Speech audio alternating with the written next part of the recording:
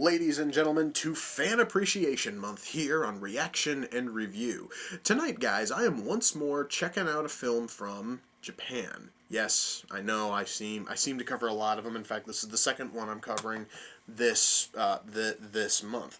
This one, though, really piqued my interest. I believe I saw like a 30-second segment from it. I believe it actually was a Japanese ad for it when it first came out on DVD. It looked really interesting. The movie came out in 2008, and it is Detroit Metal City. I don't know what the hell else to tell you because the ad was in Japanese and I don't speak Japanese, so I have no clue what in the hell was being said. However, there's a little bit on the back here which really sort of made me laugh a little bit just a few minutes ago prior to filming. It says, based on the #1 hit death metal comedy manga series. Oh boy, I'm just going to stop right there. I don't even have to go further. #1 hit death metal comedy manga series.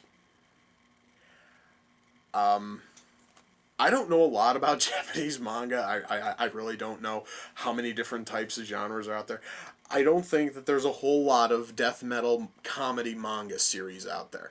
This one is probably #1 because it's the only one. So, yeah, #1 basically means it's both best and worst. So that doesn't really tell me a whole lot about this. Now, I could easily be totally wrong, and there could probably be dozens upon dozens of different, manga series that are based on, death metal and are comedies. I don't know.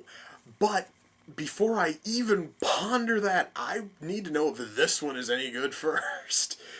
And, the fact that it's a death metal thing, that's kind of a little bit of a, gray area to me. Because, see, guys, I love rock, I love metal, but out of all of the different, subgenres of metal, death metal is the one that always seems to turn me off a little bit. Except, strangely enough, comedy acts such as Death Clock and Austrian Death Machine and 10 Masked Men. Those I greatly enjoy. So maybe the stuff here will kind of fall into that category. Or maybe death metal is totally different in, Japan. Maybe it's closer to, say, thrash or something like that. I don't know. I'm going to find out, though. And I'm going to find out right now. So, without further ado, it's time to kick back, relax, and check out Detroit Metal City. So, Japanese death metal is just like American death metal. It really sucks. You guys can hear this, right? The music itself sounds really good, it's just that the vocals are shit. That's the biggest issue to me when it comes to death metal. Good God. I really hope that the rest of the music in this movie is better than this crap. Let's just hope.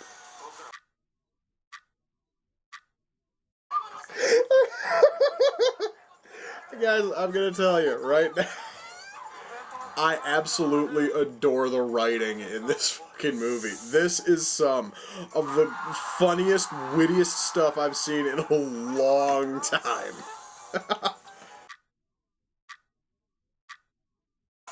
Japanese gangster rap? Is that even an actual thing? That's actually sort of cool, but still, it's a little bit creepy just thinking about gangster rap coming from, of all places, Japan. Just seems a little odd to me, I guess.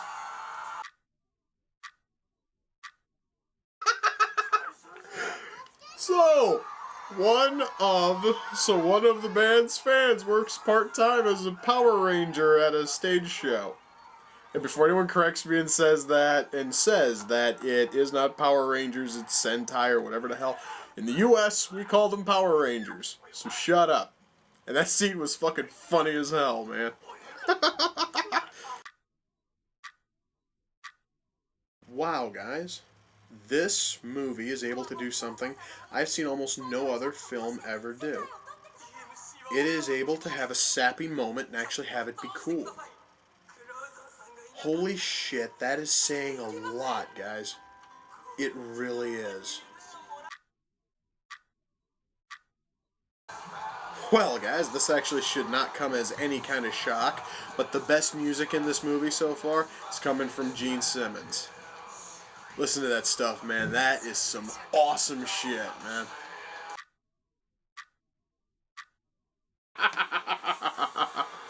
Alright. That was one hell of a way to end this. Alright, let me shut this off. Well, folks, that was Detroit Metal City. Oh my. that ending kind of sort of came totally out of left field, but damn it, I liked it. Now, let's talk about the movie, shall we? First of all, I have a big negative, which is something which just sort of personally bugs me. It has to do with the subtitles. Yes, for the second time this month, I have something to complain about in terms of the subtitles. The subtitles in this movie, for whatever reason, are censored. What I mean by that is, the word fuck is said many, many times in this movie. Most of it is not subtitled because most of it is very clearly in English and it kind of stands alone. However, like the 4 or 5 times it's said in like the middle of a sentence or something, they censor it on here. Now, allow me to say, if your movie has characters who say fuck, you have a character who's willing to actually take spray paint and actually write fuck on a wall, censoring it in the subtitles is kind of stupid. I just wanted to mention that. Beyond that, really, I can't think of a whole lot of other negatives, but let me just sort of hit everything one by one. First of all, this whole movie is about music. So let's talk about the music, shall we? Let's start, of course, with the music from our title band. Yeah, yes, believe it or not, that actually is the name of the that is the name of the death metal band which this movie follows. At the very start of this, I said that their music really sucks, and by all fucking rights, it kind of does. Here is the thing, though. The music almost grows on you like a fungus, and you wind up kind of liking it by the time the movie's done. That's probably because the film is basically the band starting off, and with every single which they put out, the band's sound becomes more and more symphonic in style. And to be fair, even though I'm not a fan of regular death metal, I am kind of a fan of symphonic death metal. And that's kind of where it's going. Symphonic death metal, or one other term that's used for it is orchestral death metal. But most people just say symphonic because it sounds better. I don't mind that, and the band's sound kind of lingers towards that as the movie goes on. So we have that. We have a lot of really cheesy, schmaltzy, like pop shit, but I'm going to let all of that go because, well, pop is not exactly my, realm. I really can't talk about it too much. We had the one rapper here, a Japanese gangster rapper who claimed to be from New York City. He actually was pretty good at rapping. It's just that, again, rap is not exactly my strong suit. My strongest genre to talk about is always rock. So I basically can talk about the, like rock element of the soundtrack, but I can't really touch on the rap or the pop because I'm a little bit weak in both of those areas. Overall, though, the soundtrack is pretty good. It actually is worth listening to. I'm almost tempted to go out and download the soundtrack to this thing because there really was a lot of good music here. Okay, acting. I do have to say that our star, I am not even going to attempt to pronounce that because I fear I'm going to completely butcher it. He does a fantastic job because you see the two faces up here at the top? Yeah, that's him. Both of those. Here is his normal persona as this wimpy little bitch, and here's his stage persona, which is a total badass. And he's able to play both sides of that very, very well. And the whole film is just him trying to hide his stage presence from the people in his life, and it gets really funny at times. Really, I can't really go into it beyond that without totally spoiling the movie. However, just from him, his acting is fantastic, and the rest of the cast is able to follow suit. We have fantastic acting from everybody, including Gene Simmons, who has a rather small role here. Well, small in the sense that he's maybe on camera for about 5 minutes. And he turns in a fantastic showing. We have actors who are performing in Japanese, and we have actors who are performing in English, and everybody is turning in a great showing. So really there is nothing really negative in terms of the acting. Special effects, yeah. Shockingly, this thing has special effects, and it's more than just the pyrotechnics which go off on stage. There is a surprising amount of CG in this film, which is everything from the film's opening, like the opening credit sequence, all the way to stuff on a farm. All of it looks really good. I am not even going to lie. It looks fantastic. Makeup. Oh yes, let's talk about makeup. First of all, the band all has this, like black and white Kiss style makeup, and all of it looks really good. I mean, well, naturally though, that actually is the way that the band was meant to look, and that's really it in terms of makeup effects, is just their stage makeup. So naturally that's going to look really good.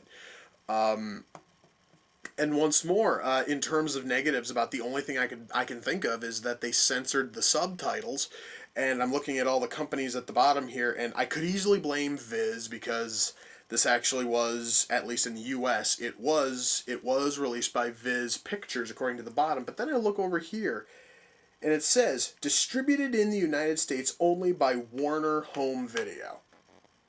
So I'm going to blame Warner Brothers for censoring the subtitles for reasons I will never fully understand. Now, this came off of the Amazon wish list, and this actually, folks, is sort of a first, because the person who bought it didn't want me to give them a shout out. Instead, they asked me to essentially give the shout out to one of their friends, which is a little bit different, but I am going to honor that, because that is the point of you guys sending in stuff. Is it's your call exactly what gets the shout out. So guys, the shout out this time is going to be going to a blog, actually. This one is not going to a YouTube channel. So guys, the shout out this time is going to tjomega.blogspot.com. Swing over there and just check it out. I actually am going to have to do that as soon as I'm done filming, because I have yet to go over there and visit it. It's probably a really cool blog. I'm just going to assume. So yeah, guys, by all means, swing on over there, check it out. And to the person who sent in this, I do thank you, because this movie was fantastic. And as asked, I did give the shout out to your friends. So yeah, that actually is one of my things. I'm always willing to honor those sorts of requests. But yeah, guys, all in all, if you actually can find a copy of this film anywhere, pick it up, rent it, download it, Netflix, Redbox, whatever. If you guys can find a copy of this thing somewhere, watch it, because really it is a solid movie. It's funny, it's witty, it is touching when it wants to be touching, and it's hysterical when it wants to be funny. This thing is an almost perfect mix. And with that, folks, we come to the close of Fan Appreciation Month. Wow, this actually has been a really good month. I mean, I loved almost every movie which came through here. That isn't normal. In fact, actually, it's almost frightening. But, folks, yes, that is the end of Fan Appreciation Month. At least this Fan Appreciation Month. Until next time, ladies and gentlemen, take care, and I will see you all in the near future. Peace.